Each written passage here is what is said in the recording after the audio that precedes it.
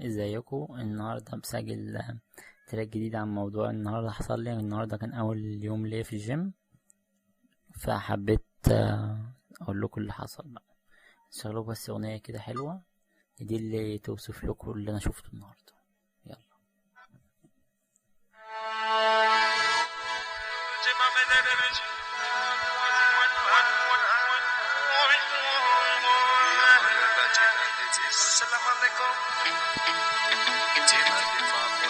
Mr. Sharper in the house. Mr. Sharper العظيم قرار متين يروح الجيم يشيل حديد وهيبقى بريمو وهيبقى جامد حافظ تمارين ومش هياكل الهمبرجر ولا يشرب الكازوزة وهيجري كل يوم من الزمالك للعجوزة. عش يا وحش عش يا كوتش. شرموفر يشرب لبن ما يشربش اسكت. يلعب بايسبس وترايسبس وهيبقى 6 ويغيظ الاكس وهيجري كل يوم 7 لفات في التراك وهيلعب ضغط بطن يطلع 6 6 باك. عضلاته بتكبر كل يوم صور نفسه على الفيسبوك عامل قلبه كل دي احلام في دماغه بس مش حقيقة وخلاص بقى من بكره هياخد الخطوة الجريئة.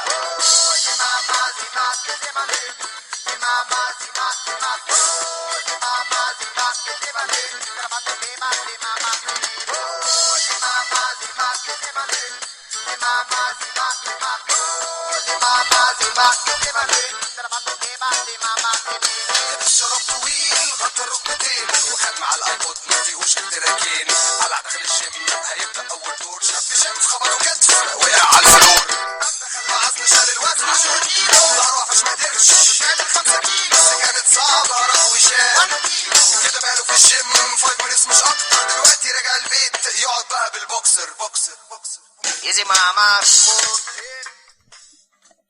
بس دي بقى الاغنيه. يلا بقى نتكلم بقى في موضوع النهارده. بصوا، يعني انا بكتب لكم اليوم من اول ما دخلت الجيم بيبقى في واحد قاعد كده على مكتب. هو المفروض يبقى انسان عادي زينا، المفروض يبقى اسمه كوتش، يعني المفروض. انا ما لقيتوش كوتش، انا لقيته جبل، هرم، مقطم، كوبري. هو كان شيء كبير، مش عارف ده ازاي كابتن، يعني حيوان من الاخر كده، حيوان. جسم غريب، دراعات غريبة، تيشيرت غريب، بنطلون غريب، كوتش غريب، مش عارف ازاي. ما علينا. انا قلت له بيقول لي حد فيكم يشيل حاجه يعني عنده في المكتب، قلت له ثواني عشان دي كان محفظه مش عارف ايه. راح قال لي طب يلا، قلت له ثواني اغير. قال لي لا انا بتمرن مش فاضي، هات دلوقتي. قلت له خلاص مش عايز، مش هديك حاجه يا عم، مش عارف. انا معلش، انا اسف، أنا بهزر معاك. اللي بعده في دخلت الجيم عندي، احنا كده عدينا مرحله الكابتن، دخلنا بقى مرحله جوه. الجيم المفروض يبقى في ناس برضه بتلعب جيم، والارجح ان الناس دي بتبقى ناس عاديه. اللي انا شفته ما كانتش ناس عاديه، كان يا وحوش يا اشبال. الاشبال دي وحوش بس على صغير، والوحوش دول جبال، هضاب، اجسام ايه، دراعات ايه، بنجات ايه، تيشرتات ايه، شورتات ايه، مش عارف. حاجه تانية، واحد دراعه قد جسمي، مش اقول لكم قد رجلي، قد جسمي. حاجه تانية، تصنيف تاني، مش عارف بني ادم ازاي ده. واحد برضو يعني كنا في بنلعب برضو على جهاز ومش عارف كده، فخلصنا فراح وجي واحد على نفس الجهاز ده بعدينا بقى. انا راجل ضعيف، اول مره اروح جيم، كنت شايل 10. المعلم بقى عمل ايه؟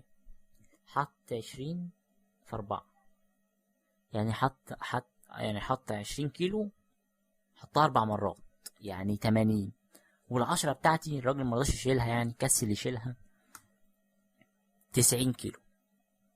ليه؟ طب قول لي ليه، كلمني عن نفسك شويه. ليه يعني؟ ايه تستفاد ايه يعني لما تحطم واحد زي من جوه؟ يعني انا شفت المنظر ده، صعبت على نفسي. اشيل 90 كيلو ليه يعني؟ بعذب نفسي. 90 كيلو براجل كان بيشيلهم ما شاء الله، يعني مش بحث، بكل سهوله. ده خلصنا من الموضوع. شايف اللي هو بتاع الراجل ابو 90 كيلو ده، واحد كان في تمرين كده بعمله، فبسأله انا اول مرة معرفش التمرين بتعمل ازاي، فسألته بسأل واحد فقلت له لو سمحت بس التمرين ده كده صح ولا ايه؟ راح انا كنت عامل التمرين ده على 15 كيلو، شايل 15 كيلو وحط 80 كيلو. ليه يا عمو كده؟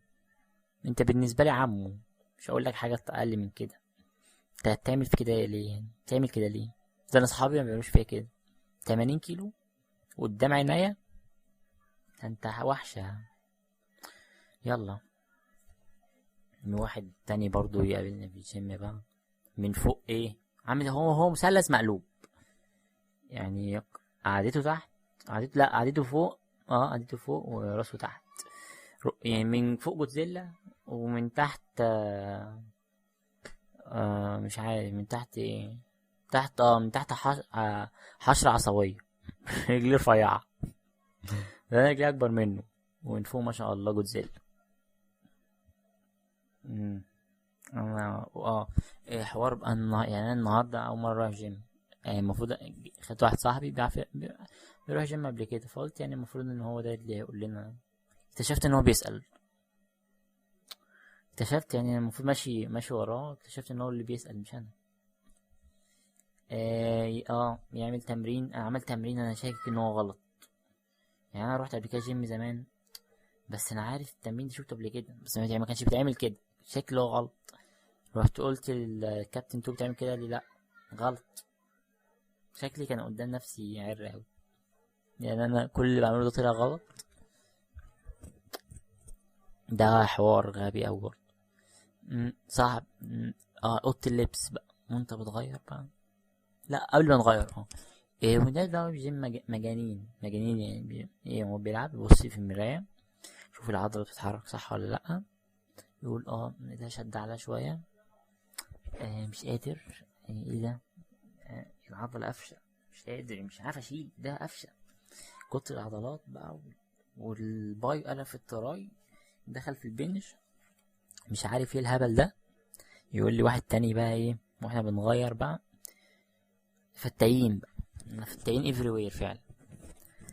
واحنا بنغير واحد يقول لي ايه، لا الاول بس وانا كنت برش سبراي، فهو بقى بيقول لي يا كابتن ده مضر ليك. ازاي؟ انت لما بتلعب جيم مسام جسمك بتفتح، بتعرق جامد، مسامات بتبقى مفتوحة، لما تيجي ترش اي سبراي على جسمك مواد كيماوية، غلط جدا، مش هينفع، انت كده بتبني غلط جسمك، اسلوبك غلط خالص، مش اسلوب، يعني انت كده باظ جسمك، مش صحي خالص. كنت مكانك، كنت زيك في الاول، لقيت اللي يرشدني وقال لي ان كده غلط، انت كده غلط يا كابتن. انا سمعت الكلام اللي رحت رشيت سبراي، عندي فيك رشيت سبراي، بعد ما رشيت سبراي فبرضه قاعد يتكلم، وتوه المره الجايه يا عم، معلش هو عم ولا عم ولا حاجه، انا بتريق عليه. ايه تاني، يخشوا الجيم، هو بيغير يقلع التيشيرت، يشوف العضله شدت ولا لا، يشوف البطن على انه عنده 6 باكس، اصلا هو ما عندوش اصلا عندوش جيب، بقول لكم باكس، لا ما عندوش اصلا باكت، ما عندوش اصلا هبل.